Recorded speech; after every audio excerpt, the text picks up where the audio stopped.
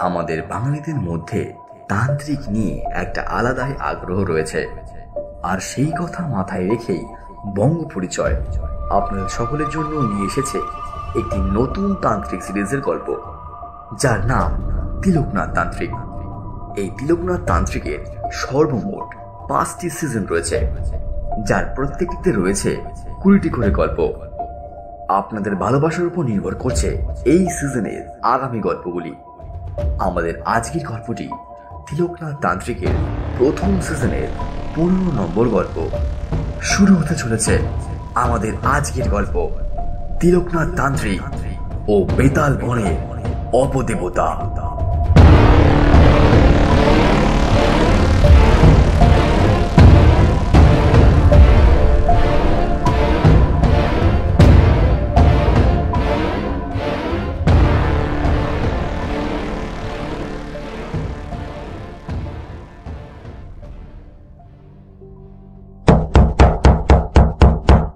দরজা ধাক্কানোর শব্দ হচ্ছে।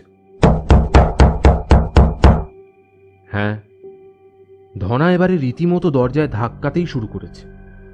কিন্তু এর আগেও সে মৃদুভাবে কয়েকবার দরজায় ঠক ঠক করেছে, কিন্তু তাতেও কোনো ফল না পাওয়ায় যখন সহ্যের বাঁধ ভেঙে যায়, তখন এইভাবে দরজা ধাক্কানো ছাড়া আর কোনো উপায় থাকে না।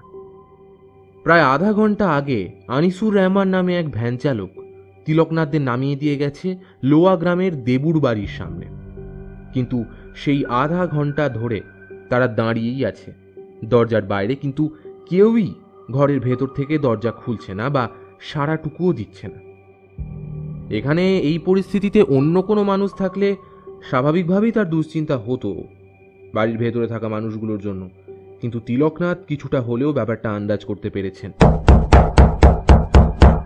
ধনা আবারও দরজা ধাক্কাতে শুরু করেছে, কিন্তু এবারে ঘরের ভেতর থেকে একজনের সাড়া পাওয়া গেল। হ্যাঁ, যাই। কে বাবা এত সকাল সকাল? উফ, ভালো লাগে না আর। লোকটার কণ্ঠস্বর শুনেই বেশ বোঝা গেল যে খানিকটা বিরক্ত হয়েছে লোকটা। সাড়া দেওয়ার মিনিট দুয়েকের মধ্যেই দরজা খুলে বাইরে বেরিয়ে এলো লোকটা, কিন্তু দরজা খুলতেই দরজার বাইরে 3জন মূর্তিমান লোককে দাঁড়িয়ে থাকতে দেখে সে নিতান্তই অবাক হয়। তিলকনাথকে দেখে চিনতে পারেনি, তা তার অঙ্গভঙ্গিতে স্পষ্টই বোঝা গেল। তিলকনাথ সেই কথা বুঝতে পেরেই নিজের থেকেই আগ বাড়িয়ে বলে উঠল, তুমি দেবু না? তিলকনাথের মুখে নিজের নাম শুনে খানিকটা অবাক হলো লোকটা। মুখে কোনো উত্তর না দিয়ে সে মাথা নেড়ে তিলকনাথের কথায় সম্মতি জানালো। লোকটিকে নিশ্চুপ থাকতে দেখে তিলকনাথ পুনরায় বলে উঠলেন, আমি তিলকনাথ মহাতান্ত্রিক, এবং এরা দুজন হলেন আমার সঙ্গী। কি এবারে চিনতে পারছো? আমার নামটা আপনি ঠিকই বলেছেন, আমার নাম দেবু, কিন্তু আমি তো আপনাকে ঠিক চিনতে পারছি না। তা না চিনতে পারাটা অস্বাভাবিক কিছু নয়, অনেক পুরনো দিনের ঘটনা তো। তুমি এখানের যে কালী মন্দির আছে না, সেখানের পুজোর যোগাযান্ত্রী করতে, তো তখন আমি সেখানে যেতাম। তৎকালীন সময় এখানকার যে পূজারী ছিলেন, তার সাথে বিভিন্ন পুজো আচার তন্ত্র মন্ত্র এইসব সম্পর্কে আলোচনা করার জন্য আমি আসতাম। সেই সূত্রেই তখন আমার তোমার সাথে পরিচয় হয়েছিল। এত বছর আগের কথা ভুলে যাওয়াটাই স্বাভাবিক। হ্যাঁ হ্যাঁ, এবারে আমার হালকা হালকা একটু মনে পড়ছে। আসলে তখন আমার বয়সটা অনেকটাই কম ছিল, তো তাই স্পষ্টভাবে সবটা মনে নেই। সে যাই হোক, আপনারা এখনো বাইরে দাঁড়িয়ে আছেন কেন? আসুন না, ভেতরে আসুন। দেবুর আহ্বানেই তিলকনাথরা তার ঘরের ভেতরে প্রবেশ করলেন। সামনের বারান্দা পেরিয়ে তারা ঘরের ভেতরে প্রবেশ করতেই দেবু তাদের সকলের বসার বন্দোবস্ত করলেন। নিজেও একটা মোড়া টেনে নিয়ে তাদের সামনে বসল এবং বলল, আচ্ছা, তা আপনারা এখানে থাকবেন তো? দেখো, থাকতে তো আসেনি, কিন্তু আমার মনে হচ্ছে না কাজটা একদিনে মিটবে বলে। কাজ? কি কাজ বলুন তো? তোমাদের এই গ্রামে এক ভয়ানক বিপদ ঘনিয়ে এসেছে, যা অবশ্য তোমাদের পক্ষে জানা সম্ভব নয়। একমাত্র দিব্য শক্তি বা তন্ত্র জ্ঞান থাকলেই এটা অনুভব করা সম্ভব। তোমাদের গ্রামকে এই বিপদ থেকে বাঁচানোর জন্য আমি এখানে এসেছি। তবে যা বুঝছি, এটা করতে হয়তো আমাকে এখানে 2 দিন থাকতে হলেও হতে পারে। তা তোমার কোনো সমস্যা নেই তো? এমা, না না, সমস্যা থাকতে যাবে কেন? আপনি আমাদের এই গ্রামের অতিথি বলে কথা। আমার বাড়ির পিছন দিকটায় দুটো ঘর আছে, সেখানে আগে ভাড়া ছিল। মাস দুয়েক হয়েছে তারা অন্য জায়গায় চলে গেছে, তাই ঘরগুলো এখন সম্পূর্ণ খালি। আপনারা ওই ঘরগুলো ব্যবহার করতে পারেন, সব একেবারে পরিষ্কার করাই আছে, আপনাদের কোনো অসুবিধে হবে না। কিন্তু আপনি কি বিপদের কথা বলছেন একটু বললে ভালো হয়। দেখো, কিরকম বিপদ এটা এখন তোমাকে আমি বুঝিয়ে অতটা বলতে পারবো না। যেটা আমি দেখেছি তোমাকে সেটা বুঝিয়ে বললেও তুমি বিশ্বাস করবে না, বা তার কোনো বৈজ্ঞানিক ব্যাখ্যাও আমি তোমাকে দিতে পারবো না। তাই সম্পূর্ণ ব্যাপারটা আমি ভালো করে আগে জানি, তারপর তোমাকে বিশদে সব জানাবো। হয়তো তখন তুমি আমাকে সাহায্য কিছুটা চাইলেও করতে পারো। এখন আমি নিজেও সম্পূর্ণ ব্যাপারটা সম্পর্কে ভালো করে অবগত নই। আচ্ছা বেশ, তবে তাই হোক। কিন্তু আপনারা এখন একটু হাত মুখ ধুয়ে বিশ্রাম নিন, অনেকটা পথ এসেছেন। কলতলাটা ওই দিকে আছে, আমি বরং আপনাদের জন্য একটু জল খাবারের ব্যবস্থা করি। এই বলেই দেবু কলপাটটা তিলকনাথদের দেখিয়ে দিয়ে খাবারের বন্দোবস্ত করতে চলে গেল। খানিক্ষণের মধ্যেই সে তিলকনাথদের জন্য চিড়ে, মুড়ি ও দই সহযোগে খাবার সাজিয়ে নিয়ে এসে হাজির হয়। দেবুর আনা খাবার তিলকনাথরা সকলেই তৃপ্তি সহকারে গ্রহণ করল। খাবার শেষ করেই তিলকনাথ দেবুকে উদ্দেশ্য করে বলল, তা দেবু, এখন তুমি কি করো? মানে তুমি কাজ বাজ কি করো এখন? সেরকম কিছু না, মানে বলার মতো আহামরি কিছু একটা আমি করি না। সে ছোট বড় যাই হোক না কেন, কি করো বলো না। বিয়ে থা তো বোধহয় করনি। হ্যাঁ, ঠিকই বলেছেন, বিয়ে থাও আমি করিনি। আমি একাই দিব্যি আছি। আর কাজ বলতে আমি ওই ওষুধ বিক্রি করি। ওষুধ? কি রকম ওষুধ? ওই হাঁটু ব্যথা, পেশিতে ব্যথা, ওসবের তেল, মালিশ, আয়ুর্বেদিক ওষুধ ওইসব হয় না, সেগুলোই আমি বাড়ি বাড়ি গিয়ে বিক্রি করি। আসলে এই গ্রামের বয়স্ক মানুষদের বেশিরভাগেরই এসবের সমস্যা আছে, তাই তাদের কাছেই আমি এখন এইসব ওষুধ বিক্রি করি। আমার বিক্রি করা ওষুধগুলোতে তারা উপকারও পায় বটে।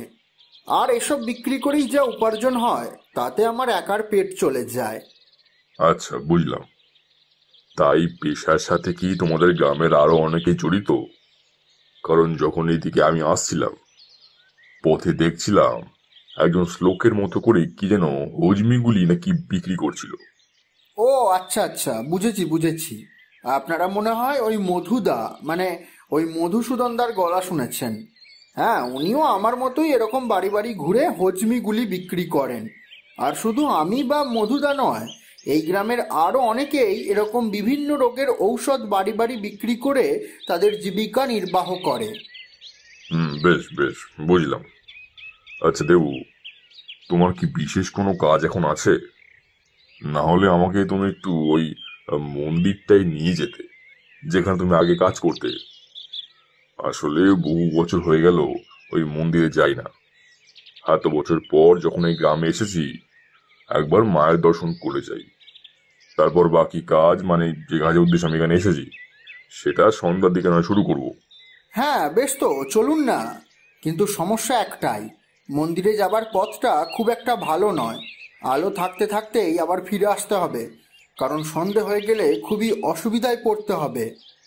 দেবুর কথাতে তিলকনাথ সম্মতি জানালেন এবং দেবুর সাথে বেরিয়ে পড়লেন সেই প্রাচীন মন্দিরের উদ্দেশ্যে। তিলকনাথের সাথে কিন্তু ধনা এবং মায়াশঙ্করীও রয়েছেন। তারা সকলে দেবুকে অনুসরণ করে এগিয়ে যেতে লাগলো সেই মন্দিরের দিকে। গ্রামের মেঠো পথ ধরে তারা ধীর পায়ে সামনের দিকে এগিয়ে চলেছে। পথের দুধারে রয়েছে বিভিন্ন ফসলের জমি, সেগুলোকে একে একে অতিক্রম করে তারা এসে পৌঁছেছে গ্রামের একেবারে শেষ প্রান্তে।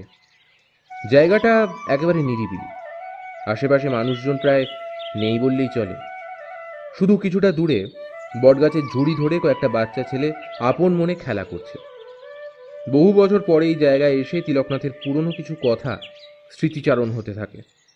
এই পথ ধরে তারা একসময় কতই না যাতায়াত করেছিল। এতগুলো বছরের সবকিছুই যেন অনেক বদলে গেছে। সত্যি, সময় বড্ড তাড়াতাড়ি চলে যায়। দূরে একটা বটগাছের দিকে তাকিয়ে তিলকনাথ আপন মনে এসবই ভেবে চলেছিলেন, কিন্তু হঠাৎই তার সম্বিত পেরে দেবুর কণ্ঠস্বরে, বলছি, এই যে সামনে জঙ্গলের যে রাস্তাটা দেখছেন, এবারে আমাদের এটা ধরেই সামনে এগোতে হবে। বহু বছর আগে এসেছিলেন তো, তাই হয়তো আপনার সব কিছু চিনতে একটু অসুবিধা হতে পারে। আপনারা আমার পিছন পিছন আসুন। দেবুর কথা মতোই তিলকনাথরা তাকে অনুসরণ করে সেই জঙ্গলের পথ ধরে এগিয়ে চলল।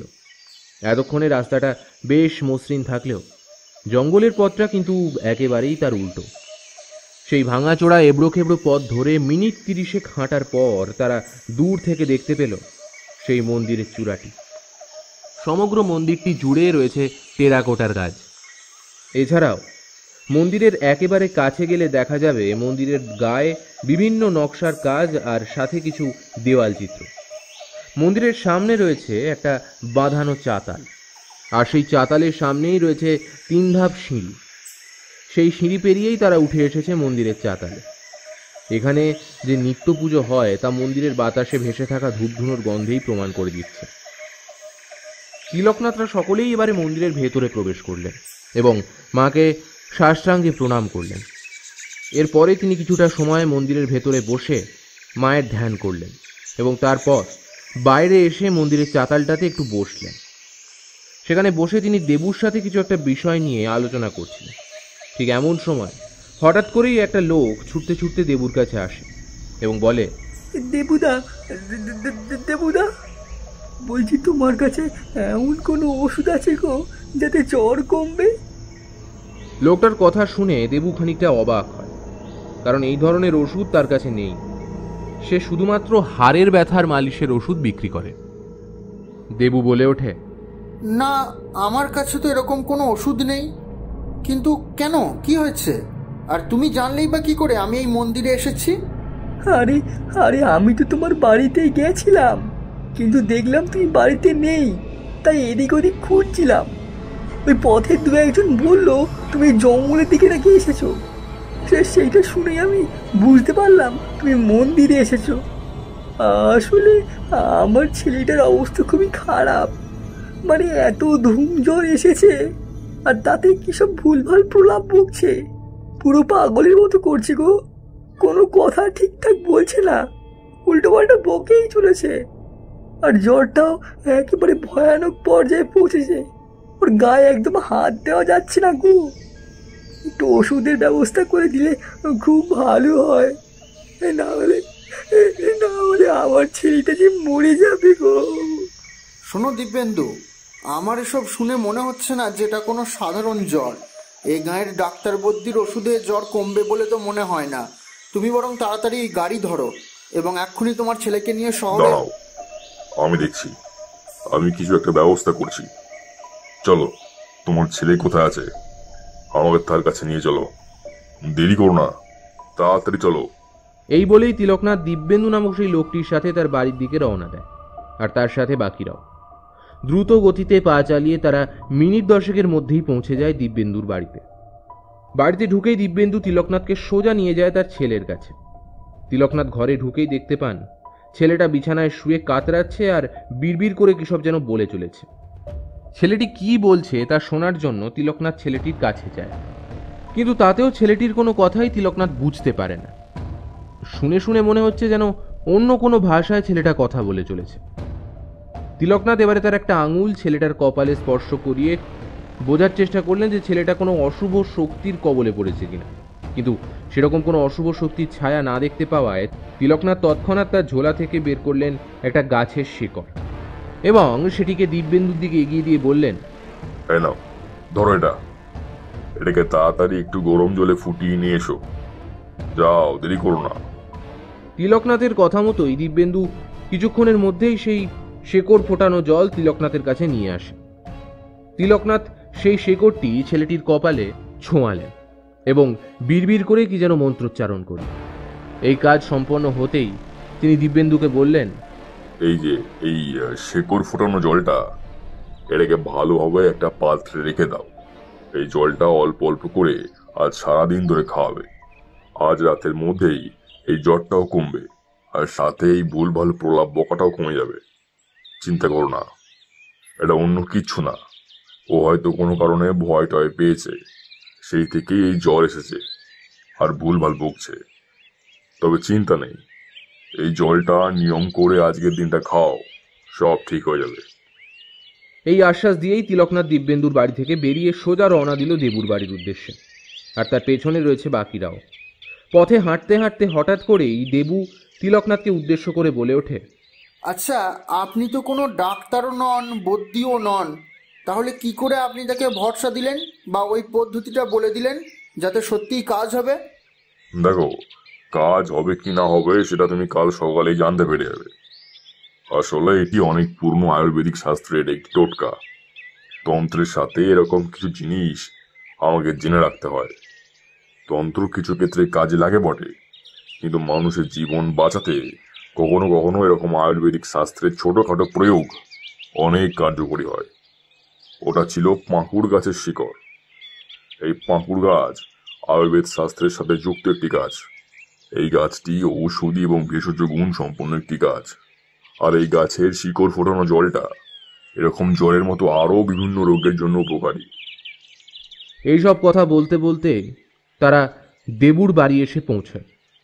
দুপুরে স্নান সেরে নিরামিষ আহার সম্পন্ন করে তারা একটু বিশ্রাম নিয়ে নিল, কারণ সন্ধ্যা হলেই তাদের আসল কাজ শুরু করতে হবে, যে কাজের জন্য তারা এই গ্রামে এসেছে। গ্রামটাকে ঘুরে দেখতে তিলকনাথের অনেকটা সময় ব্যয় হলো, কিন্তু কিছু ছোটোখাটো জিনিস তিনি উপলব্ধি করতে পেরেছেন, যা তিনি নিজের মনের মধ্যেই রেখেছেন, এবং তার মুখের মধ্যে এক অদ্ভুত অভিজ্ঞতার ছাপ লক্ষ্য করা যাচ্ছে।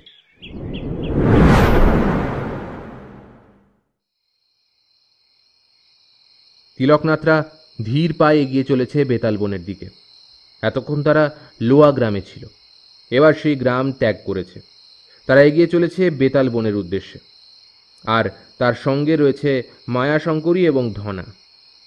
দেবুকে তিনি ইচ্ছে করেই নিজের সাথে নেননি, কারণ তিনি চান না যে সব ব্যাপারটা আগে ভাগেই সকলের কাছে জানাজানি হয়ে যাক। সম্পূর্ণ গোপনেই তিনি কাজটা সারতে চাইছেন। বেশ কিছুটা পথ হাঁটার পর হঠাৎই তিলকনাথের হাতের বালাটি উত্তপ্ত হয়ে ওঠে।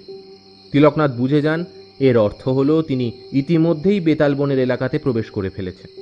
তিলকনাথ অনুভব করতে পারেন যে এই গোটা এলাকাটাই এক অপশক্তি দ্বারা আবৃত হয়ে রয়েছে। সেই কড়কড়াল গ্রাম থেকে যাত্রা শুরু করার সময় আকাশে বিপদের অশনি সংকেত দেখে এই অশান্তির কথা তিলকনাথ খানিকটা হলেও উপলব্ধি করতে পেরেছিলেন। এই বেতালবন গ্রামের যত ভেতরে তিলকনাথেরা প্রবেশ করতে থাকেন, ততই যেন তিলকনাথের হাতের বালার উত্তাপ আরও বৃদ্ধি পেতে থাকে। এই গ্রামে বাড়িঘরের সংখ্যা একটু কমই বটে। গ্রামে মাঝে মধ্যেই ছোট বড় নানা রকম ঝোপঝাড় লক্ষ্য করা যাচ্ছে। তিলকনাথরা কিন্তু গ্রামের সোজা পথ ধরেই হাঁটতে থাকে, কিন্তু হঠাৎই তিলকনাথের চোখ চলে যায় পথের ধারে চায়ের দোকানে বসে থাকা লোকগুলোর দিকে। তারা কেমন যেন সন্দেহের দৃষ্টিতে তাদের দিকে তাকিয়ে রয়েছে। কিছুটা এগোতেই তিলকনাথের চোখ চলে যায় এক কামারশালায় কর্মরত কিছু কর্মচারীদের দিকে। তারাও কিন্তু সেই একইভাবে সন্দেহের দৃষ্টিতে তিলকনাথের দিকে তাকিয়ে রয়েছে। এমনকি তারা নিজেদের মধ্যে কিছু একটা বলা বলিও করছে।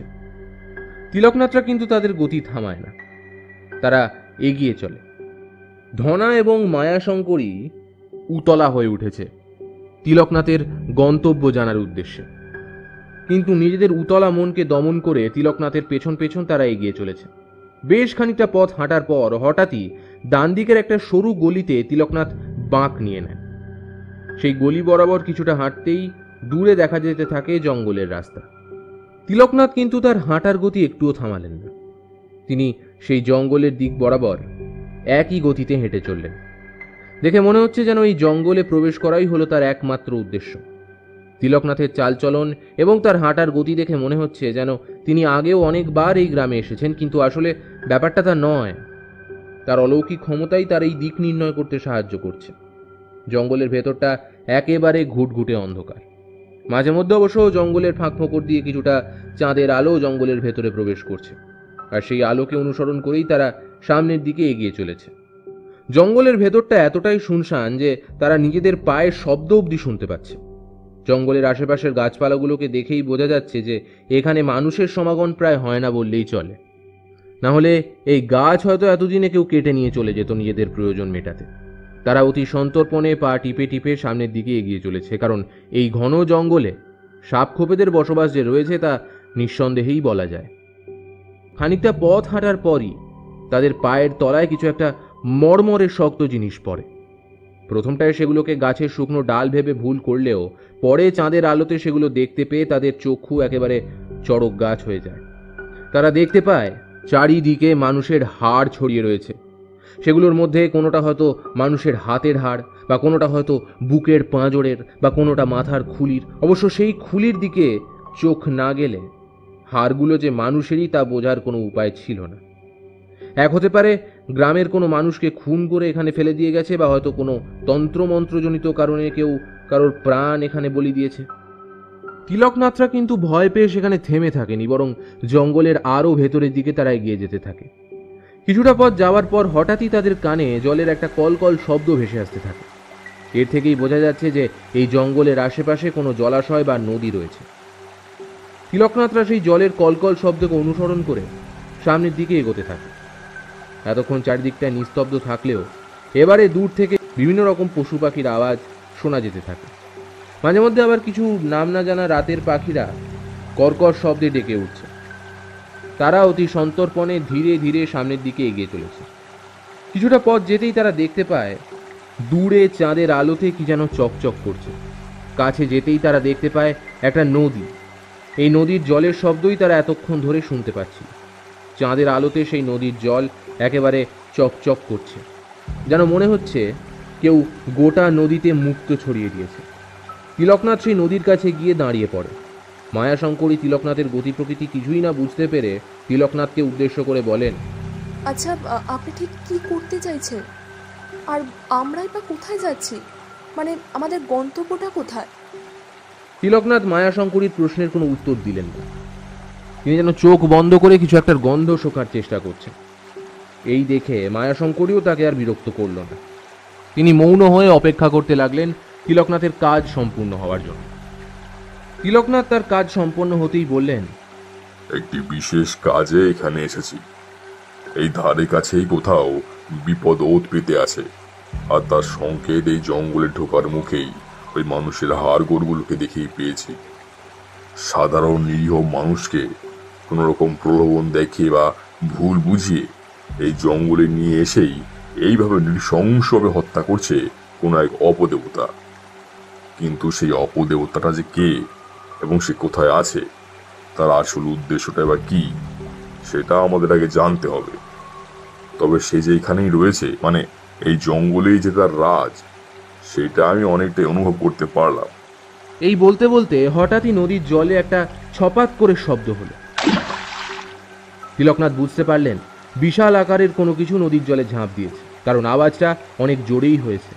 তিলকনাথ বুঝতে পারলেন এখানে আর বেশিক্ষণ অপেক্ষা করলে বিপদ বাড়বে। তাই তারা সব তৎক্ষণাৎ সেখান থেকে দেবুর বাড়ির উদ্দেশ্যে ফেরার পথে রওনা দিলেন, এবং তিলকনাথ তার আগামী পদক্ষেপ ঠিক করে ফেললেন।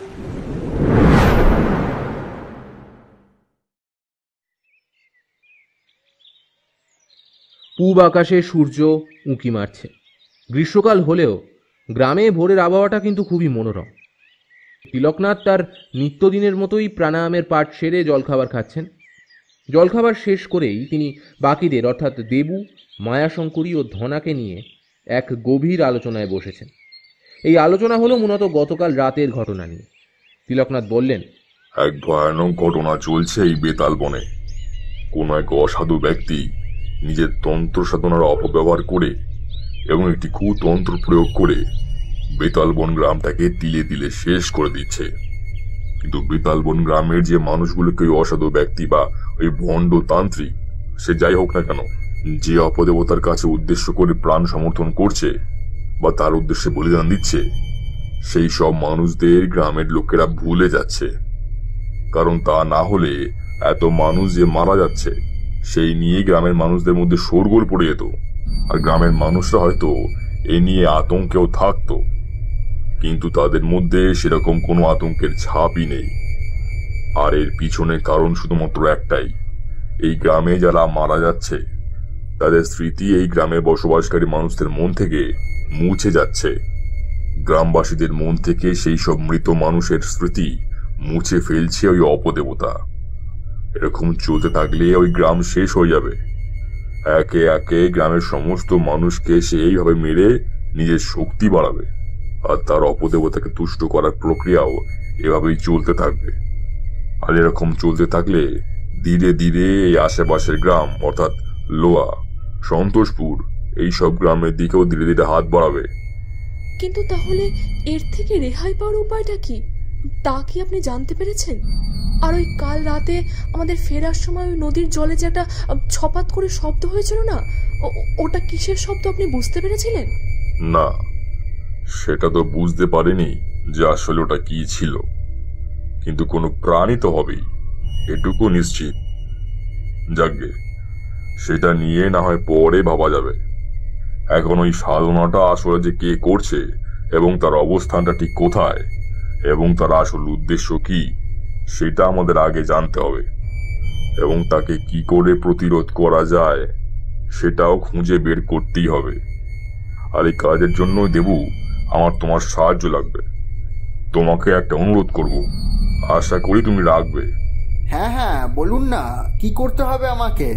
কাল রাতে আমি ওখান থেকে ফিরে ঘুমানোর আগে ধ্যানে বসছিলাম, আর সেই ধ্যানের মাধ্যমে আমি জানতে পেরেছি আমি যে সাধনাটা করব, অর্থাৎ রুদ্র নাগলিঙ্গম সাধনা, এই সাধনার জন্য আমার নাগলিঙ্গম ফুলের খুবই দরকার। এবং এই গোটা এলাকাতে শুধুমাত্র একটা জায়গাতেই এই নাগলিঙ্গম ফুল পাওয়া যায়, সেটা হলো শিল্লা রামকৃষ্ণ মিশনে। ওখানে ছাড়া আর অন্য কোথাও পাওয়া যাবে না এই ফুল। আর ওই রামকৃষ্ণ মিশনে ওই ফুলের একটাই মাত্র গাছ আছে। ওই ফুল আমার যে করেই হোক লাগবে।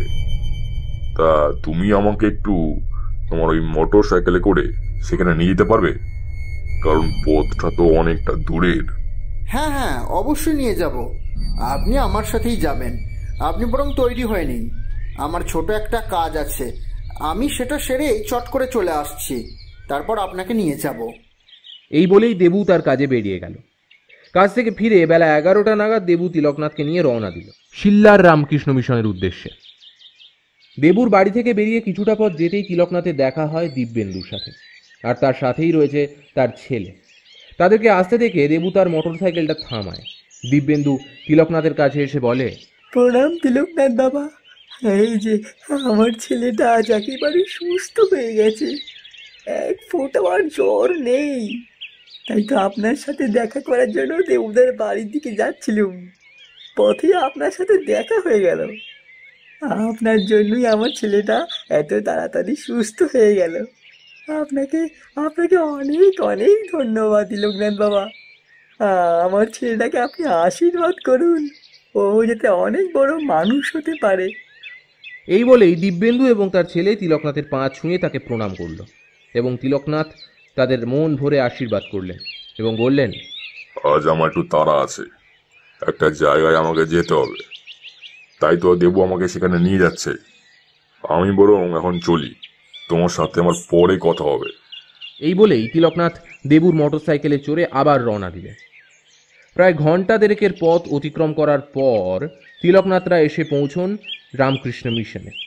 মিশনে পৌঁছেই তিলকনাথ ও দেবু গোটা মিশনটিকে ঘুরে ঘুরে প্রদক্ষিণ করতে থাকেন এবং মিশনের অধিকর্তা ও কর্মচারীদের সাথে কিছুটা সময় আলাপচারিতা সেরে দুপুরে তারা প্রসাদ গ্রহণ করে। ফেরার আগের মুহূর্তে দেবু ও মিশনের একজন কর্মচারীকে সাথে নিয়ে তিলকনাথ পৌঁছে যান বাগানের সেই নাগলিঙ্গম ফুল গাছের সামনে। গাছের ওপরের দিকের ডালগুলোতে সাদা নাগলিঙ্গম ফুল ফুটে একেবারে ভর্তি হয়ে রয়েছে। মিশনের সেই কর্মচারীকে তিলকনাথ গাছে উঠে মোট 12টা নাগলিঙ্গম ফুল পেড়ে আনতে বললেন। ফুলগুলো পেড়ে আনতেই ফুলের গঠন দেখে দেবু একেবারে অবাক হয়ে যায়। তিলকনাথের বলা ফুলের নামটির সাথে ফুলটার গঠন একেবারে হুবহু মিলে যাচ্ছে। পঞ্চমুখী বা বহুর্মুখী সাপ যেভাবে ফণা তুলে কোনো কিছুকে ছত্র প্রদান করে, ঠিক একইভাবে ফুলের ওপরের দিকের অংশগুলো ফণা তোলার ভঙ্গিতে অবস্থান করছে। আর সেই ফণার ঠিক নিচের দিকেই রয়েছে এমন একটা অংশ যেটাকে দেখে সম্পূর্ণরূপে শিবলিঙ্গ বলেই মনে হচ্ছে। তিলকনাথ সযত্নে সেই ফুলগুলোকে তার ঝোলায় ভরে সকলকে বিদায় জানিয়ে দেবুর সাথে রওনা দিল তার বাড়ির উদ্দেশ্যে। বিকেলে বাড়ি ফিরে খানিক্ষণ বিশ্রাম নিয়ে তিলকনাথ সকলকে সাথে নিয়ে আবারও বেরিয়ে পড়লেন সেই বেতাল বনের উদ্দেশ্যে। আজ দেবুকেও সাথে করে নিলেন তিলকনাথ। গতকালের চিনে রাখা সেই একই পথ ধরে তারা ধীরে ধীরে গ্রাম পেরিয়ে জঙ্গলের দিকে প্রবেশ করলেন। আজ কিন্তু তিলকনাথরা সাথে করে টর্চ নিয়ে এসেছে, তাই আজ তাদের আগের দিনের মতো মানুষের দেহাবশেষ পাড়াতে হয়নি। সেই টর্চের আলোতেই তারা গুটি গুটি পায়ে সামনের দিকে এগিয়ে চলেছে। এভাবে হাঁটতে হাঁটতে তারা গিয়ে পৌঁছয় আগের দিনের সেই জায়গাটিতে যেখানে তারা এক অদ্ভুত শব্দ শুনতে পেয়েছিল, অর্থাৎ সেই নদীর ধারে। সেখানে পৌঁছেই তিলকনাথ তার ঝোলা থেকে 10টা নাগলিঙ্গম ফুল বের করলেন এবং সেগুলোকে ধনা ও দেবুর হাতে দিয়ে তাদের আদেশ করলেন প্রতিটা ফুলকে 10 হাত অন্তর অন্তর মাটিতে পুঁতে দিতে, যাতে ফুলের বৃন্তটা মাটির নিচে থাকে এবং ফুলের বাকি অংশটা মাটির ওপরে। তিলকনাথের আদেশ পেয়েই তারা চটজলদি সেই কাজে লেগে পড়ল। তাদের কাজ সম্পন্ন হতেই তিলকনাথ নদীর ধারে একটা পরিষ্কার জায়গা দেখে নীল আবির দিয়ে বৃত্ত অঙ্কন করে তার ভেতর বসে পড়লেন এবং নিজের গাত্র বন্ধন করলেন। এবারে তিলকনাথ তার ঝোলা থেকে বাকি 2টো নাগলিঙ্গম ফুল এবং 2টো কাঁচা বেল বের করলেন। এই কাঁচা বেলগুলো তিলকনাথ সকালেই ধনাকে দিয়ে বাজার থেকে আনিয়ে রেখেছিলেন। বেল দুটোকে তিলকনাথ মাটিতে রাখলেন এবং বেল দুটোর মাঝখানে একটা নাগলিঙ্গম ফুলকে তিনি মাটিতে গেঁথে দিলেন এবং অপর ফুলটাকে তিলকনাথ তার ডান হাতের গন্ডুসে নিয়ে সেটাকে বক্ষের কাছে এনে ঠেকালেন এবং চোখ বন্ধ করে এক মনে কি যেন মন্ত্র জপ করতে শুরু করলেন। তিনি মন্ত্র জপ করছেন বটে, কিন্তু আসলে কিসের যে মন্ত্র জপ করছেন তা কিন্তু স্পষ্ট বোঝা যাচ্ছে না। এভাবে টানা মিনিট 30 মন্ত্র জপ করার পর তিলকনাথ চোখ খুললেন। এমনি নয়, তিনি এক প্রকার বাধ্য হয়েই চোখ খুললেন। হয়তো আরও কিছুক্ষণ তিনি একইভাবে মন্ত্র জপ করতেন, কিন্তু একটা আওয়াজ তাকে চোখ খুলতে বাধ্য করল। সেই আওয়াজটা এসছে সামনের নদী থেকে। নদীর জল থেকে কিছু একটা উঠে পাড়ের দিকে আসছে। এই একই শব্দ তারা কালকেও পেয়েছিলেন।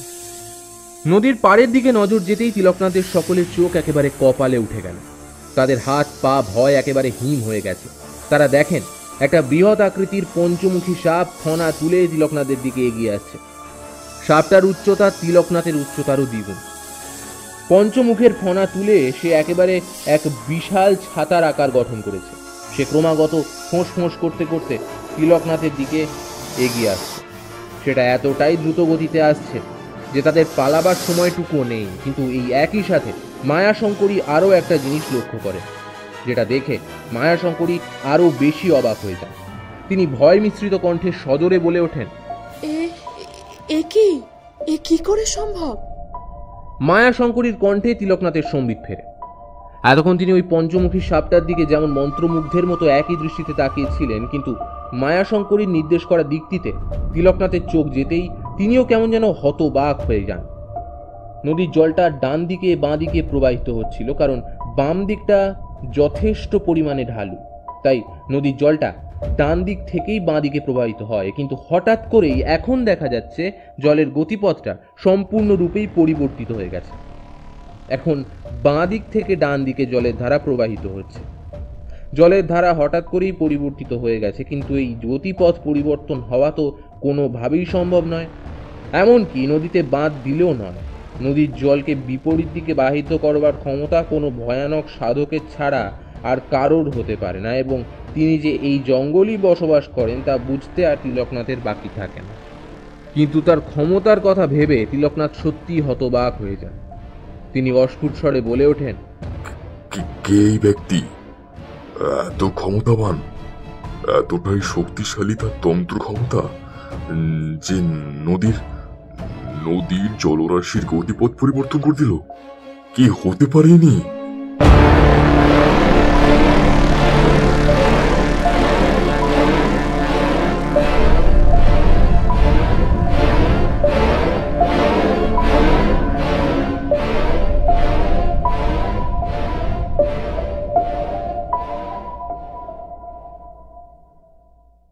এতক্ষণ শুনছিলেন তিলকনাথ তান্ত্রিক এবং বেতাল বনের অপদেবতা প্রথম পর্ব।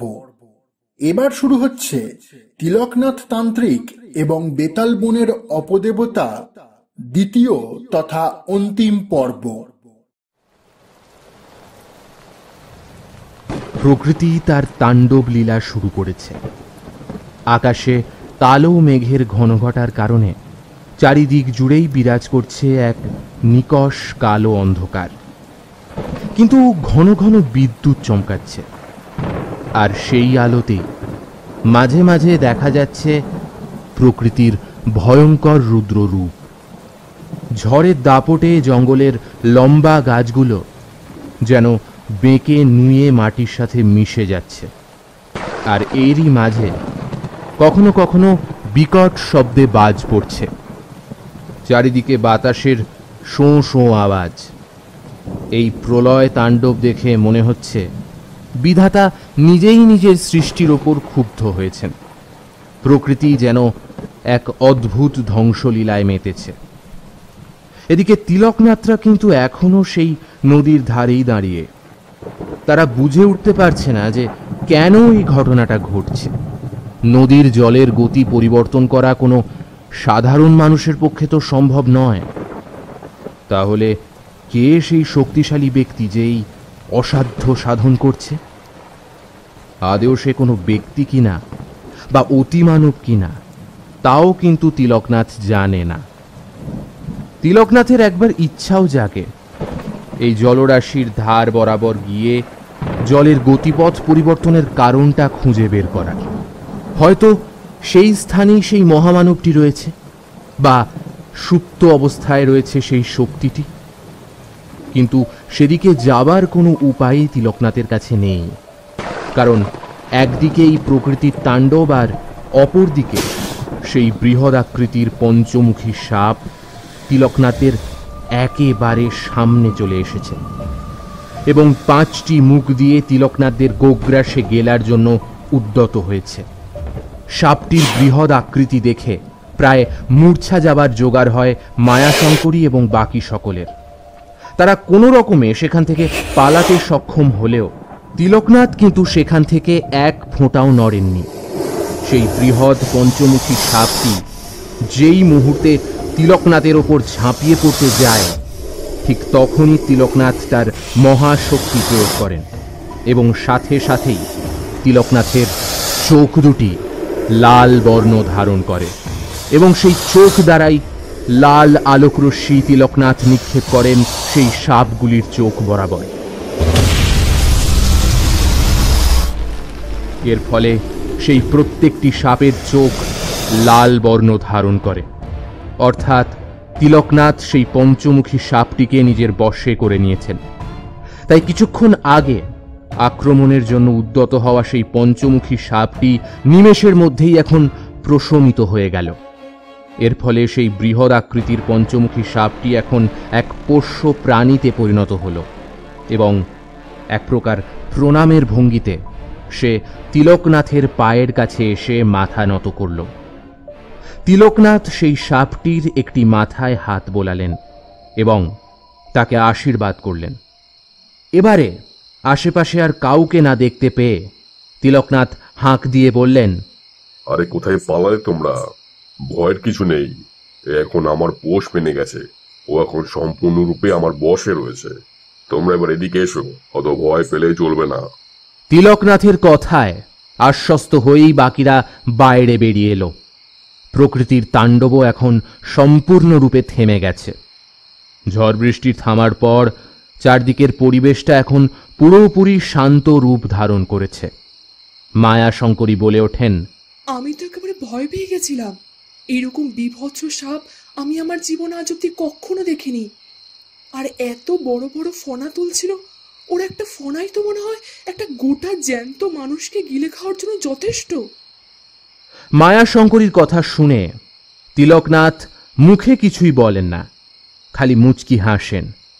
কিছুক্ষণ নিস্তব্ধ থাকার পর তিনি বলেন, আচ্ছা, আমার একটা জিনিস জানার খুব ইচ্ছে হচ্ছিল, সেটা এখন আপনাদেরকেই পূরণ করতে হবে, কারণ আমাকে এখন একটা অন্য কাজ সাধন করতে হবে।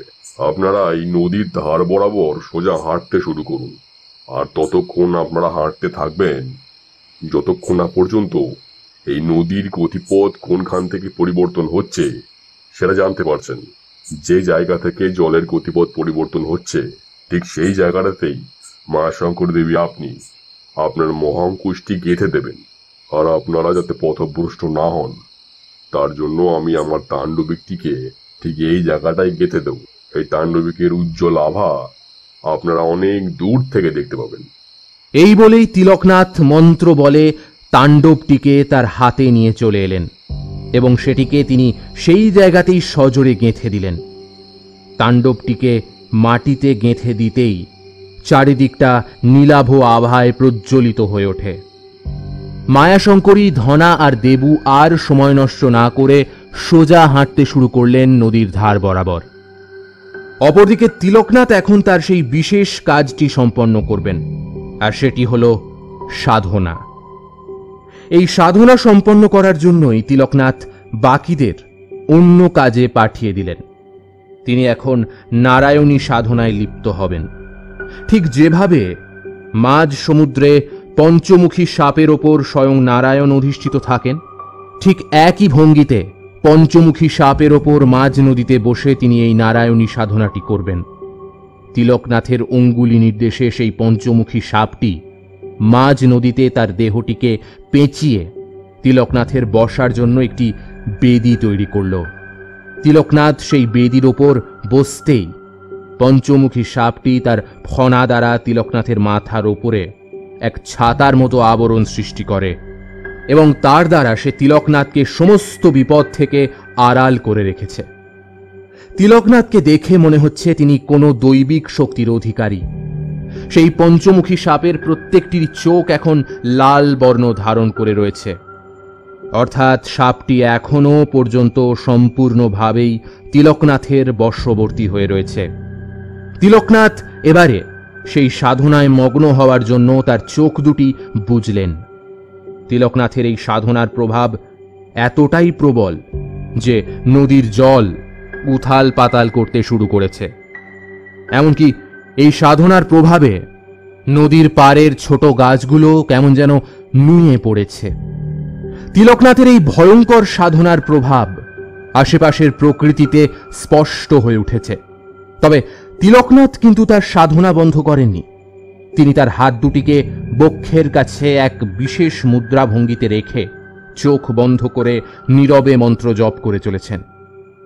কিছুক্ষণ পর তিলকনাথ তার হাত দুটিকে প্রসারিত করে মুখটিকে আকাশের দিকে তুলে এবং পুনরায় মন্ত্র জপ শুরু করলেন। ইতিমধ্যে প্রায় ঘণ্টা দেড়েক সময় পার হয়ে গেছে। সাধনা চলাকালীন কি করে যে এতটা সময় অতিক্রান্ত হয়ে গেল তা যেন বোঝাই গেল না। তিলকনাথের সাধনা প্রায় সম্পন্ন হয়ে এসেছে। ঠিক এমন মুহূর্তে অপর দিক থেকে বাকিরা ছুটতে ছুটতে ফিরে আসে। সেখানে পৌঁছে তিলকনাথকে ওই অবস্থায় দেখে তারা রীতিমতো হকচকিয়ে যায়। মুখ ফুটে কিছু বলার সাহস তারা পাচ্ছিলেন না, কারণ তিলকনাথ সেই সময় ধ্যানে মগ্ন ছিলেন। কিন্তু এই ভয়ানক দৃশ্য দেখে তারা রীতিমতো আঁতকে উঠেছেন। হঠাৎই তারা দেখতে পায় নদীর জলে এক উথাল পাথাল সৃষ্টি হয়েছে। তবে নদীর জলধারার যে গতিপথ তাতে কিন্তু কোনো পরিবর্তন ঘটেনি, তা একেবারেই আগের অবস্থাতে রয়েছে। তিলকনাথের কাছে যাওয়ার সাহস তাদের নেই, তাই নদীর পাড়ে যেখানে তিলকনাথ তার তাণ্ডবটিকে গেঁথে দিয়েছিলেন সেখানে দাঁড়িয়েই তারা অপেক্ষা করতে লাগলেন। হয়তো তিলকনাথের জন্য তারা কোনো সংবাদ নিয়ে এসেছেন, কিন্তু এখন অপেক্ষা করা ছাড়া তাদের হাতে আর কোনো উপায় নেই। খানিকক্ষণ বাদে হঠাৎই তারা লক্ষ্য করলেন নদীর জল থেকে এক অদ্ভুত বিদ্যুতের ঝলকের মতো শক্তি এসে তিলকনাথের দেহে প্রবেশ করল এবং তৎক্ষণাৎ তিলকনাথের দেহের চারিদিকটা একটা উজ্জ্বল আভায় পরিপূর্ণ হয়ে উঠল। তা অবশ্য আবার নিমেষের মধ্যে মিলিয়েও গেল। তিলকনাথ এবারে তার চোখ খুলেছেন, অর্থাৎ তিলকনাথের ধ্যান সম্পন্ন হয়েছে। চোখ খুলে নদীর পাড়ে মায়াশঙ্করী এবং বাকিদের দাঁড়িয়ে থাকতে দেখে তিলকনাথ বেশ অবাক হন, কারণ এত তাড়াতাড়ি তো তাদের ফিরে আসার কথা নয়।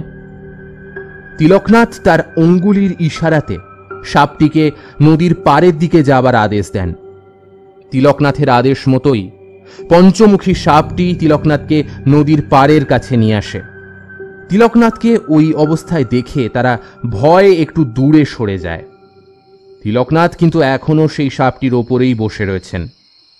বাকিরা ভয় পেয়েছে দেখে তিলকনাথ তাদেরকে আশ্বস্ত করে বলে ওঠেন, আরে এসো এসো, এদিকে এসো, আমার কাছে এসো। অত ভয় পাওয়ার কিছু নেই। ও এখন সম্পূর্ণরূপে আমার বশে। তোমাদের চিন্তা কিছু নেই। কোন রকম ক্ষতি ও করতে পারবে না কাউ, সেই শক্তি ওর নেই। এদিকে সামনে এসো, কয়েকটা কথা তোমাদের জানানো খুব দরকার। তিলকনাথের কথায় আশ্বস্ত হই তারা ধীরে ধীরে এক পা দুপা করে তিলকনাথের সামনে এসে হাজির হয়। মায়াশঙ্করীকে এর আগে এতটা ভীত সন্ত্রস্ত হতে কখনো দেখা যায়নি। তিনি এত বড় একজন সাধিকা হওয়া সত্ত্বেও এই বৃহৎ আকৃতির সাপটিকে দেখে কিন্তু তিনি এত কেন ভয় পাচ্ছেন? কারণ সত্যিই তার দৈহিক গঠন ভয় পাওয়ারই মতো। তারা তিলকনাথের কাছে এসে দাঁড়াতেই তিলকনাথ বলে ওঠেন, আচ্ছা, আগে বলো, তোমাদের যে কাজটা করতে পাঠিয়েছি সেই কাজটা কি সম্পন্ন হয়েছে? মানে যে কাজের উদ্দেশ্যে তোমরা গেলে, ওই নদীর গতিপথ পরিবর্তন জানতে, সেটা কি সম্পূর্ণ করতে পারলে? হ্যাঁ, আমরা গেছিলাম তো বটে, কিন্তু মোটামুটি খানিকটা পথ যাবার পরে হঠাৎ করে চারিদিকটা কেমন যেন কালো ধোঁয়ার সৃষ্টি হয়। আর ওই জমাট বাঁধা কালো ধোঁয়ার ফলে চারিদিকটা একেবারে অন্ধকারে নিমজ্জিত হয়ে যায়। ফলে আশপাশের কোনো কিছু আর দেখা যাচ্ছিল না। আমি আমার শক্তির দ্বারা এক লাল আভার সৃষ্টি করে চারপাশটা দেখার চেষ্টা করেছিলাম ঠিকই, কিন্তু ওই কুণ্ডলীকৃত কালো ধোঁয়ার প্রভাবে আমার শক্তি একেবারে নিষ্ক্রিয় হয়ে পড়ে। তাই আমার দ্বারা সৃষ্ট ওই আভার ফলেও কোনো কিছুই দেখা সম্ভব হচ্ছিল না। আর চারিদিকের প্রকৃতি কেমন যেন উত্তাল হয়ে উঠেছিল। হয়তো আবারও বিভৎস রকমের ঝড় উঠত সেখানে। এমনকি নদীর জলের স্রোতের শব্দটাও কেমন যেন ধীরে ধীরে বাড়ছিল। একটা অজানা বিপদের আঁচ আমি সেখানে অনুভব করতে পেরেছিলাম। তাই সেখানে বেশিক্ষণ থেকে নিজেদের বিপদ না বাড়িয়েই আমরা ফিরে এলাম। হ্যাঁ তিলকনাথ বাবা, উনি ঠিকই বলছেন। মোটামুটি আমরা ধরুন ওই বেতাল বনের শেষ প্রান্তের কিছুটা আগে পৌঁছে গেছিলাম, কিন্তু আমরা ঠিক জায়গায় পৌঁছাতে পারলাম না। হঠাৎ করেই চারিদিকটা কালো ধোঁয়ায় ভরে উঠেছিল, আর ওই ধোঁয়াটা আসছিল কিন্তু নদীর ভিতর থেকে। সেটা আমি লক্ষ্য করেছি। ওই ওই নদীর ভিতর থেকেই ধোঁয়া উৎপন্ন হয়ে চারিদিকে ছড়িয়ে পড়েছিল। এতক্ষণ তিলকনাথ দেবুর বলা কথাগুলো এক মনে শুনছিলেন। দেবু থামতেই তিনি বলে উঠলেন, বুঝতে পেরেছি। শোনো, এই যে ঘটনাটা ঘটলো, এটা একটা অপদেবতার কাজ। এই বেতাল বনটা একসময় সাঁওতালদের গ্রাম ছিল। এই গোটা বেতাল বন জুড়ে শুধুমাত্র সাঁওতালদেরই রাজ ছিল। এই গ্রামে সাধারণ কোনো মানুষ প্রবেশ পর্যন্ত করতে পারত না। কোনো সাধারণ মানুষ এখানে প্রবেশ করলে তার মৃত্যু অনিবার্য ছিল। ওই সাঁওতালরা নিজেদেরকে সমস্ত রকম আধুনিকতা থেকে, এই ভোগ বিলাস, এই সব কিছু থেকে দূরে রেখেছিল। তারা এখানে ঠিক নিজেদের মতো করে সুখের শান্তিতে বাস করত। কিন্তু এদের মধ্যে 5 জন এমন সাঁওতাল ছিল যাদের মধ্যে হঠাৎ করে আধুনিকতা এবং ভোগ বিলাস করার ইচ্ছা প্রকাশ পায়। বাইরের আধুনিক জগতের ভোগ বিলাসের প্রতি তাদের লোভ জাগে। তাদের ইচ্ছা হয় এভাবে আর ছাল বাকল দিয়ে বস্ত্র পরিধান না করে একটু আধুনিকতার ছোঁয়ায় নিজেদেরকে সভ্য বানাতে এবং ধনী করতে। কারণ তাদের এই বনে ফলমূল খেয়ে আর শিকার করেই দিন যাপন করতে হতো। কিন্তু তারা বুঝতে পারে এইভাবে আর কিছুদিন চলতে থাকলে এক সময় এই বনে সব কিছু শেষ হয়ে যাবে। কারণ এই বনের প্রাকৃতিক সম্পদ সীমিত। কিন্তু তাদের এই মনোভাবনা জানতে পেরে সাঁওতালদের প্রধান অত্যন্ত ক্রুদ্ধ হয় এবং তাদের এই সমাজ থেকে, এমনকি এই গোটা গ্রাম থেকে বিতাড়িত করে।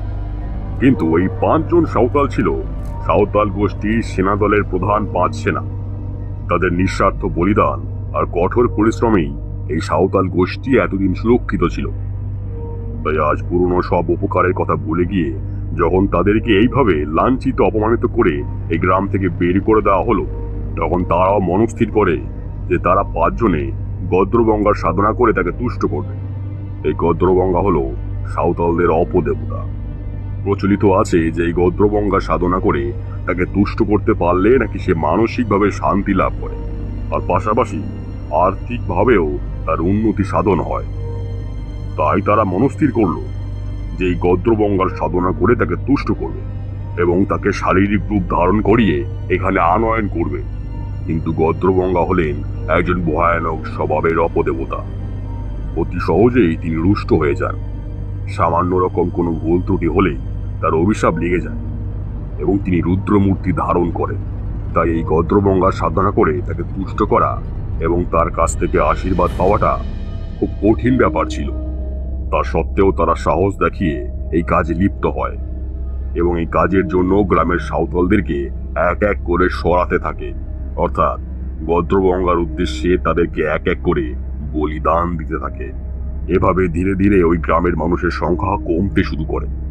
কিন্তু হঠাৎই একদিন তাদের এই অপকর্মের কথা জানতে পেরে যায় ওই সাঁওতালদের প্রধান। তাই তিনি হুকুম জারি করেন, যেখানেই তাদেরকে দেখতে পাওয়া যাবে তাদেরকে যেন সেখানেই তৎক্ষণাৎ মেরে ফেলা হয়। কিন্তু এতেও কোনো লাভ হয়নি, কারণ ইতিমধ্যেই গদ্রবঙ্গার সাধনার ফলে তারা বশীকরণ শক্তি লাভ করেছে। তাই এই বশীকরণ শক্তিকে কাজে লাগিয়ে ওই সাঁওতালদের প্রধানকে তারা বশ করে ফেলে এবং ধীরে ধীরে তাকেও মরতে হয় এই 5 জনের হাতে। অত্যন্ত নৃশংসভাবে তারা তাদের গ্রামের প্রধানকে হত্যা করে, কারণ সেই প্রধানই তাদের এই সমাজচ্যুত করেছিল। তাদের প্রধানকে তারা হত্যা করে, তার মুন্ডটি তারা অর্পণ করে গদ্রবঙ্গার সাধনায়।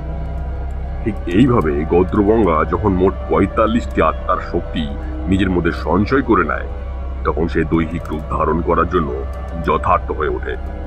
সেই শক্তিকে কাজে লাগিয়ে দৈহিক রূপ ধারণ করে গদ্রবঙ্গা এই বেতাল বনে অবতীর্ণ হয়। তবে যে রূপ ধারণ করে সেই বেতাল বন অবতীর্ণ হয়েছিল তা এতটাই বিভৎস যে চিন্তার অতীত। বড় বড় কান, রাক্ষসের মতো লম্বা হিংস্র দাঁত, চোখগুলো লাল এবং বিভৎস, আর তার দৈহিক উচ্চতার বর্ণনা না করলেই ভালো। তার ওই ভয়ানক রূপ আমি মুখে বর্ণনা করেও তোমাদের বোঝাতে পারবো না। এই বেতাল বনে এসে প্রথমেই সেই 5 জনকে, মানে যারা তাকে এখানে আনয়ন করেছিল, তাদের 5 জনকে সে গ্রাস করে নেয়। অর্থাৎ মোট 50টি আত্মার শক্তি তার দেহে সঞ্চয় হয়। সেই সমস্ত শক্তি সঞ্চয়ের মাধ্যমে সর্বশক্তিমান হয়ে অপদেবতার রূপ ধারণ করে এবং এই বেতাল বনে রাজ করতে শুরু করে। এবং এখন থেকে প্রত্যেক সপ্তাহেই তার একটি প্রাণ বলিদান চাই। আর তার অসীম শক্তির ফলেই সেই নদীর গতিপথ পরিবর্তন করতে পেরেছে, কারণ অন্য কারোর পক্ষে সম্ভব নয় এভাবে নদীর গতিপথ পরিবর্তন করে ফেলা। আমার যেটুকু ধারণা, সেই নদীর জলের নিচে কোন এক সাধনায় লিপ্ত হয়েছে, অথবা জলের নিচে বসবাসকারী প্রাণীদেরকে গ্রাস করতে শুরু করেছে। অর্থাৎ সে সমস্ত জীবকুলকে বিনষ্ট করার জন্য এখানে এসেছে। এরপর ধীরে ধীরে হয়তো সেই বনের গাছগুলোকেও গ্রাস করে ফেলবে। অপদেবতারা আসলে দেবতাদের অভিশাপ পেয়ে এই মর্তলোকে আসে ক্ষতি সাধন করার উদ্দেশ্যে। সেই অপদেবতাদের মধ্যে এক অন্যতম শক্তিশালী অপদেবতা হলো এই গদ্রবঙ্গা, আর এ হলো মূলত সাঁওতালদের অপদেবতা। ওই 5 জন সাঁওতালের কারণেই সবকিছু একেবারে বিনষ্ট হয়ে গেছিল। তারা এই গোটা গ্রামের সাথে সাথে নিজেদেরকেও বিপদে ফেলে দেয়, কারণ তারাই তাদের সাধনার দ্বারা গদ্রবঙ্গাকে এই গ্রামে আনয়ন করেছিল। এবারে এই গদ্রবঙ্গা এই বেতাল বনের পাশের গ্রাম, মানে সন্তোষপুর, সেখান থেকে সেই নিজের বশীকরণ শক্তিকে কাজে লাগিয়ে সেই গ্রাম থেকে একের পর এক মানুষকে নিজের কাছে টেনে আনে এবং তাদেরকে হত্যা করে তাদের মাংস ভক্ষণ করতে শুরু করে। আর এভাবেই তার দিন চলছে। আর সেই নদীর জলের গতিপথ পরিবর্তন করে জলের নিচের জীবদের নিঃশেষিত করছে ধীরে ধীরে। আর ওই জলের তলাতেই সে এক সাধনায় লিপ্ত হয়েছে, যেটুকু আমার মন বলছে। এতক্ষণ ধরে সমস্ত কথা শোনার পর দেবু এবং ধনা রীতিমতো অবাক হয়ে যায়। মায়াশঙ্করী দেবী বলে ওঠেন, আচ্ছা, তার মানে দেবু ঠিকই দেখেছিল যে ওই নদীর মধ্যে থেকেই কালো ধোঁয়া উৎপন্ন হয়ে আমাদের চারিদিকে ছড়িয়ে পড়েছিল। আর সে হয়তো ভালোভাবে জানে যে ইতিমধ্যে এই বেতাল বনে আমাদের প্রবেশ ঘটেছে। কিন্তু এই বিশাল আকৃতি পঞ্চমুখী সাপটির কি ব্যাপার? এর ব্যাপারটা তো ঠিক বুঝলাম না। এই পঞ্চমুখী সাপটি আসলে এই নদীর ভিতরে বহুদিন ধরেই আছে। এরকম ভয়ানক জঙ্গলের মধ্যে এরকম কোনো প্রাণী থাকাটা খুব একটা অস্বাভাবিক কিছু নয়, কিন্তু এটি হলো এক দৈব শক্তি প্রাপ্ত পঞ্চমুখী সাপ।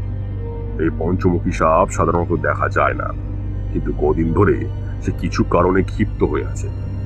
সে ভাবছে যে আমাদের এই জঙ্গলে প্রবেশের কারণেই নদীর গতিপথ পরিবর্তন হয়েছে, আর তার ফলে তার বাসস্থানের পরিবর্তনটাও সেটি মেনে নিতে পারেনি। তাই সে আমাদের উপর আক্রমণ করতে এসেছিল, কারণ সে বুঝতে পারেনি যে এর পিছনে আসল কারণটা কি। তাই আমি একে নিজের বশে এনে শান্ত করেছি, এর ক্রোধ এবং হিংস্রতাকে সম্পূর্ণরূপে প্রশমিত করেছি। একে নিয়ে এখন আর কোনো চিন্তা করার প্রয়োজন নেই। আচ্ছা, তাহলে এখন আমাদের পরবর্তী পদক্ষেপ কি? মানে এখন এই অন্যায়ের বিরুদ্ধে কি করে লড়াই করব? এই গদ্রবঙ্গাকে হারানো বা মারা কখনোই সম্ভব নয়। এটি একটি অপদেবতা, কোনো ভূত প্রেত বা দৈত্য দানব নয়। অর্থাৎ এর মধ্যে দেবত্ব শক্তি আছে, কিন্তু কোনো অভিশাপের কারণে সে অপকর্মে লিপ্ত হয়েছে। আমাদেরকে একে কোনো উপায়ে জব্দ করতে হবে। একে বোঝাতে হবে এর থেকেও শক্তিশালী কেউ আছে যে তাকে চাইলেই দমন করতে পারবে, এবং সে এই অভিশাপের ফলে মর্তে এসে অপকর্মে লিপ্ত হয়েছে এই বোধটুকু তার মধ্যে জাগরণ করাটাও প্রয়োজন। এরকম ভয় ভীতি ওর মনে জাগিয়ে একে এই দৈহিক রূপ এবং এই মর্তলোক ত্যাগ করে তার নিজের জগতে ফিরে যেতে বাধ্য করতে হবে। এটা ছাড়া আর কোনো উপায় নেই। আর এটা একমাত্র সম্ভব মহাদেবের সবচেয়ে উগ্র রূপের সাধনা করে। সাধনা? কি রূপের সাধনা? কালভৈরব? না, তার থেকেও যে ভয়ঙ্কর রূপ, অর্থাৎ সর্বেশ্বর। এই সর্বেশ্বরের রূপ হচ্ছে সব থেকে ভয়ানক এবং সব থেকে উগ্র। সেই সর্বেশ্বরের সাধনা করেই নিজের মধ্যে সেই শক্তি সঞ্চয় করে এই গদ্রবঙ্গাকে ভয় দেখিয়ে তার নিজের জগতে ফেরাতে হবে। এছাড়া আর কোনো উপায় নেই, না হলে এভাবে এসে সবকিছু ধ্বংস করে ফেলবে। আর এই কারণেই আমি কিছুদিন আগেই এই বেতাল বনের উপরে একটি লাল আভা দেখতে পেয়েছিলাম। আর তখনই বুঝতে পেরে যাই যে কোনো ঋণাত্মক শক্তির আগমন এখানে ঘটেছে। কারণ কোনো শক্তিশালী ঋণাত্মক শক্তির আগমন ঘটলে সাধারণত এরকমটা দেখা যায়। সবই তো বুঝলাম, কিন্তু এই সর্বেশ্বরটাকে, মানে মহাদেবের এই রূপের সম্পর্কে তো আমি আগে শুনিনি। সর্বেশ্বর হচ্ছে শিবের সব থেকে রুদ্র রূপ। মহাদেবের সব থেকে উগ্রমূর্তি হিসাবে এই সর্বেশ্বরকে মানা হয়।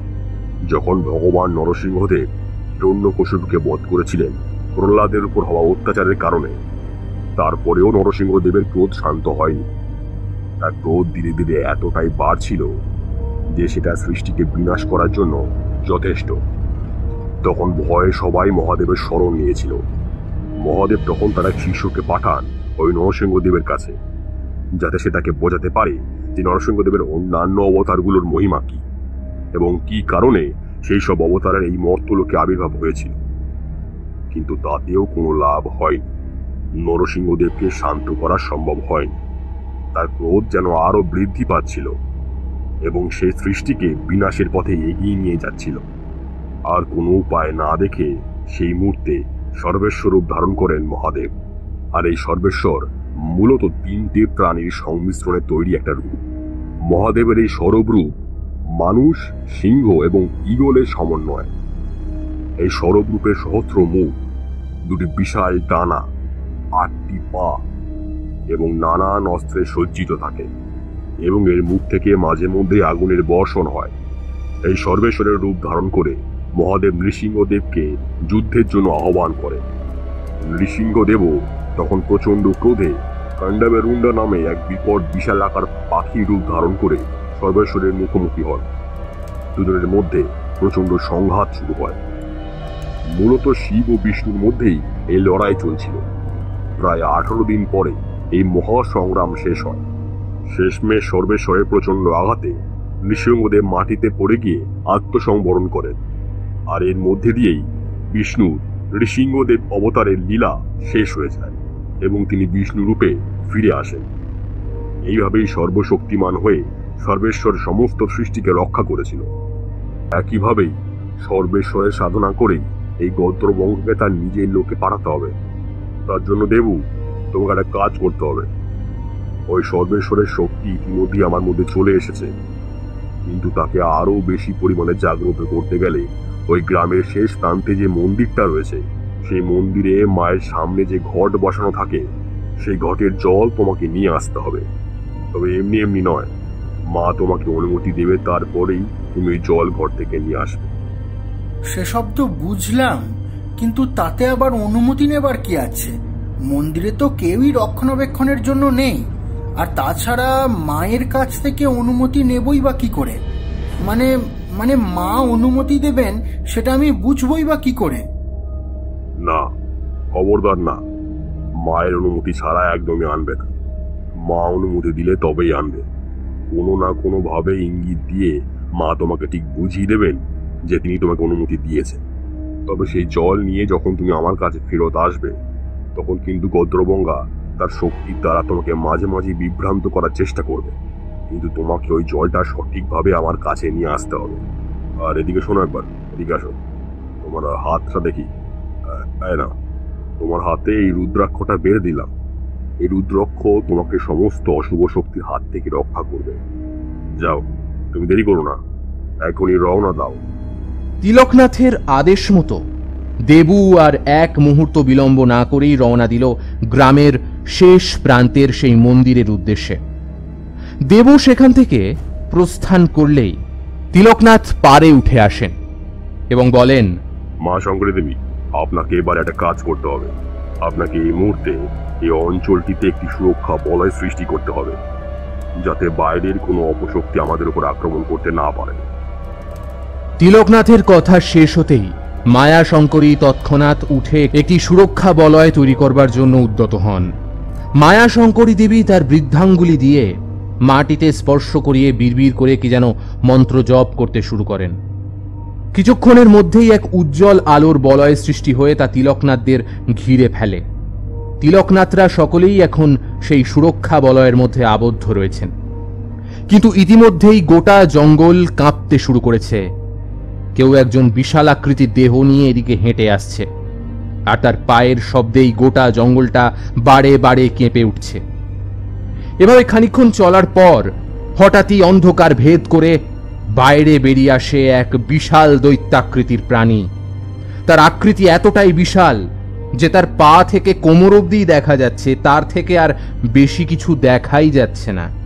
এ যে গদ্রবঙ্গ, সেই বিষয়ে তাদের আর কোনো রকম সন্দেহ নেই। সে ক্রমশ গোটা জঙ্গল তছনছ করতে করতে এগিয়ে আসছে। চারিদিক জুড়ে আবারও ঝড়ের তাণ্ডব শুরু হয়েছে। সেই তাণ্ডবে চারিদিকের সব কিছু একেবারে তছনছ হয়ে যাচ্ছে।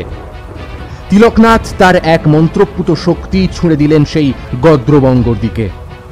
তিলকনাথ তার এক মন্ত্রপুত শক্তি ছুঁড়ে দিলেন গদ্রবঙ্গার দিকে।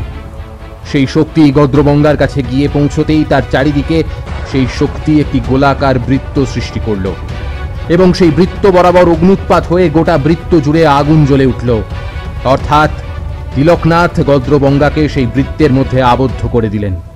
কিন্তু এরপর যে ঘটনাটা ঘটল সেটা দেখে সকলে একেবারে চমকে উঠল। গদ্রবঙ্গা তার শক্তি দ্বারা সেই বৃত্তের চারিদিকে জ্বলতে থাকা আগুনকে নিমেষেই নিভিয়ে দিল এবং সেই বৃত্ত থেকে বাইরে বেরিয়ে আবারও তাণ্ডব লীলা চালাতে চালাতে ক্রমশ এগিয়ে আসতে থাকে। এর থেকে স্পষ্টভাবেই বোঝা গেল যে এসব শক্তি দ্বারা গদ্রবঙ্গাকে আটকে রাখা সম্ভব নয়। ক্রমাগত সে এগিয়ে আসছে তিলকনাথদের দিকে। মায়া শঙ্করী দেবীও তার কিছু শক্তি প্রয়োগের চেষ্টা করলেন, কিন্তু সেগুলির কোনোটাই কাজে লাগলো না। প্রতিটি শক্তি গদ্রবঙ্গার গায়ে লাগতেই সেটি উধাও হয়ে গেল। যেহেতু গদ্রবঙ্গা নরকের অপদেবতা, তাই কোনো রকম মারণ শক্তি তাকে জব্দ করতে সক্ষম হচ্ছে না। এবারে গদ্রবঙ্গাও একটি শক্তি ছুঁড়ে মারে তিলকনাথ ও মায়া শঙ্করীদের দিকে। যদিও মায়া শঙ্করী সৃষ্ট সুরক্ষা বলয়ের মধ্যে তারা সুরক্ষিত রয়েছেন, তবুও গদ্রবঙ্গার প্রেরণ করা শক্তির ফলে সেই সুরক্ষা বলয়টি একেবারে সজোরে কেঁপে উঠল। কিন্তু এইভাবে যদি বার কয়েক আরও শক্তি প্রেরণ হয় তাহলে আর এই সুরক্ষা বলয়ের মধ্যে সুরক্ষিত থাকা সম্ভব হবে না। সেই শক্তির ফলে হয়তো তারাও আঘাতপ্রাপ্ত হবে। মায়া শঙ্করীর চোখে মুখে এক ভয়ের ছাপ লক্ষ্য করা যাচ্ছে। এদিকে দেবুও এখনো অব্দি এসে পৌঁছয়নি, কিন্তু তিলকনাথ অনুভব করতে পারছেন যে দূর থেকে একটা শক্তি তার দিকেই আসছে। নারায়ণী সাধনার দ্বারা সরবেশ্বরের যে শক্তি তিলকনাথ নিজের মধ্যে সঞ্চয় করেছেন, সেই শক্তির দ্বারাই তিনি অনুভব করতে পারেন যে দেবু কোনো রকম বাধা ছাড়াই মায়ের ঘটের জল সাথে করে নিয়ে ফিরে আসছে। গদ্রবঙ্গা আবারও একটি শক্তি প্রয়োগ করে তিলকনাথদের দিকে, কিন্তু তার প্রভাব কিছুটা হলেও সুরক্ষা বলয়ের ভেতরে গিয়ে পড়ে, কারণ সেই শক্তির প্রভাবে তাদের প্রত্যেকের শরীরই খানিকটা হলেও উত্তপ্ত হয়ে ওঠে। গদ্রবঙ্গা ক্রমাগত তার শক্তি প্রয়োগ করতে করতে তাদের দিকে এগিয়ে আসছে। তাকে কোনোভাবেই আটকানো যাচ্ছে না। নদীর জল ইতিমধ্যেই উথাল পাতাল করতে শুরু করেছে। মায়া শঙ্করীর চোখে মুখে আতঙ্কর ছাপ স্পষ্ট দেখা যাচ্ছে। তিনি বুঝতে পারছেন গদ্রবঙ্গা আরেকবার শক্তি প্রয়োগ করলেই এই সুরক্ষা বলয় ভেঙে যাবে। আর ঠিক তাই হল। গদ্রবঙ্গা একটি লাল আভাপূর্ণ শক্তি তাদের দিকে প্রয়োগ করতেই সুরক্ষা বলয় সেই মুহূর্তেই চূর্ণ বিচূর্ণ হয়ে গেল এবং তার ফলে মায়াশঙ্করী, ধনা ও তিলকনাথ দূরে ছিটকে পড়লেন। ইতিমধ্যে দেবুও সেখানে এসে উপস্থিত হয়েছে, আর সে সাহস করে নিয়ে এসেছে তিলকনাথের বলে দেওয়া সেই মায়ের ঘটের জল। সেই জল ভর্তি ঘটটি দেবু মায়াশঙ্করীর হাতে দিতেই গদ্রবঙ্গা দেবুর ওপরে এক ভয়ানক শক্তি প্রয়োগ করে, যার ফলস্বরূপ দেবু সেখান থেকে প্রায় হাত 10 দূরে ছিটকে পড়ে এবং একটি গাছে ধাক্কা খেয়ে প্রায় তার মূর্ছা যাওয়ার জোগাড় হয়। তিলকনাথের দেওয়া রুদ্রাক্ষটা এখনও দেবুর হাতে বাঁধা রয়েছে, তাই কোনো ক্রমে সে মৃত্যুর হাত থেকে রক্ষা পেল। মায়াশঙ্করী তৎক্ষণাৎ সেই জলের ঘটটি তিলকনাথের হাতে দেন। সেই জল দিয়ে কিছু করার আগেই গদ্রবঙ্গা তিলকনাথের দিকে এক লাল আভায় পরিপূর্ণ শক্তি নিক্ষেপ করে। এর হাত থেকে তিলকনাথের বাঁচার হয়তো আর কোনো উপায় নেই, কিন্তু হঠাৎই সেই পঞ্চমুখী নাগ মাথা নুইয়ে তার ফণার দ্বারা সেই শক্তি প্রতিহত করে। এর থেকেই বোঝা গেল যে এই পঞ্চমুখী নাগ কোনো সাধারণ নাগ নয়, নিশ্চয়ই কোনো দৈবিক ক্ষমতার অধিকারী এই সাপ। এভাবেই গদ্রবঙ্গার প্রয়োগ করা একের পর এক শক্তি সেই পঞ্চমুখী নাগ প্রতিহত করে দেয়, আর এই সুযোগকেই কাজে লাগিয়ে তিলকনাথ সেই ঘটের জল তার হাতের গণ্ডুসে নিয়ে সরভেশ্বরের বীজ মন্ত্র জপ করতে শুরু করেন। ধীরে ধীরে দেখা যেতে থাকে তিলকনাথের দেহের চারধারে নীল আভা ফুটে উঠেছে এবং ধীরে ধীরে তিলকনাথের দেহের গঠনও বদলে যেতে শুরু করে। তিনি ক্রমশই স্বাস্থ্যবান হতে শুরু করেন এবং তার দেহের প্রত্যেকটা পেশি ফুলে ওঠে। তার মুখের আকৃতি খানিকটা সিংহের আকার ধারণ করে, তার চুলগুলো সিংহের কেশরের আকার ধারণ করেছে। এরপর তিলকনাথ তার বুকের কাছে হাত দুটিকে এনে এক বিশেষ ভঙ্গি সৃষ্টি করেন এবং সেই ভঙ্গির মাধ্যমে এক শক্তি উৎপন্ন করেন। সেই শক্তিটি প্রথমে একটি বিন্দুর আকারে থাকলেও তা ধীরে ধীরে যেন বড় হতে থাকে। তিলকনাথ এবারে সেই শক্তিটিকে হয়তো গদ্রবঙ্গার দিকে প্রেরণ করবেন, কিন্তু তার আগে তিনি মায়াশঙ্করী এবং ধনাকে উদ্দেশ্য করে বলে ওঠেন, আপনারা তাণ্ডবিকের কাছে যান, তাণ্ডবিকটিকে গিয়ে শক্ত করে ধরুন। তিলকনাথের আদেশ অনুযায়ী তারা তৎক্ষণাৎ তাণ্ডবিকের কাছে গিয়ে সেটিকে শক্ত করে ধরে। এদিকে তিলকনাথও আর সময় বিলম্ব না করে সেই শক্তিটি প্রয়োগ করেন গদ্রবঙ্গার দিকে। মায়াশঙ্করী লক্ষ্য করেন তিলকনাথ সেই শক্তিটি প্রয়োগ করার আগে সেই শক্তির আকার যা ছিল, সেই শক্তিটি যতই গদ্রবঙ্গার দিকে এগিয়ে যাচ্ছে ততই শক্তিটি আকার যেন ক্রমশ বৃদ্ধি পেতে পেতে গদ্রবঙ্গার শরীরের আকার ধারণ করছে। সেই শক্তিটি গদ্রবঙ্গার শরীর স্পর্শ করতেই এক দানবিক চিৎকার ভেসে আসে এবং সেই শক্তির প্রভাবে গদ্রবঙ্গার সমস্ত দেহটাই প্রায় ঝলসে যায়। হঠাৎই তাদের চোখ চলে যায় আকাশের এক কোণে। আকাশের এক নির্দিষ্ট কোণ বরাবর এক লাল ঘূর্ণাবতের গর্ত দৃশ্যমান হয়ে উঠেছে। এত লাল ঘূর্ণাবতের গর্ত বেতাল বনে প্রবেশ করার আগেই তিলকনাথ দেখতে পেয়েছিলেন। তখন কিন্তু সেই দৃশ্য আর কেউ দেখতে পায়নি, তবে এখন এই দৃশ্য সকলেই স্পষ্ট দেখতে পাচ্ছেন। এ যে নরকের দ্বার তা বুঝতে আর তিলকনাথের বাকি নেই।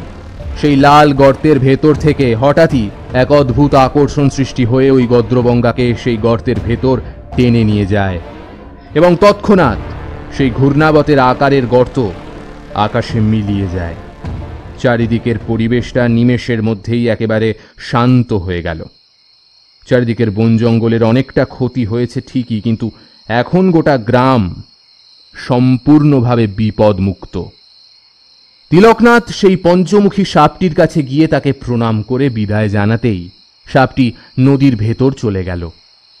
তিলকনাথরা দেবুকে সাথে নিয়ে গ্রামের স্বাস্থ্য কেন্দ্রের উদ্দেশ্যে রওনা দিলেন। চারিদিকের অন্ধকার কেটে গিয়ে ভোরের আলো সবে ফুটেছে। ইতিমধ্যেই দেবুর জ্ঞান ফিরে এসেছে এবং সে এখন অনেকটাই সুস্থ অনুভব করছে। তাই তিলকনাথরা তাকে বিদায় জানিয়ে রওনা দিলেন তাদের আগামী গন্তব্যের উদ্দেশ্যে। স্বাস্থ্য কেন্দ্রের জানলা থেকে দেবু দেখতে পান তিলকনাথরা গ্রামের রাস্তা ধরে হাঁটতে হাঁটতে দূরে মিলিয়ে গেল।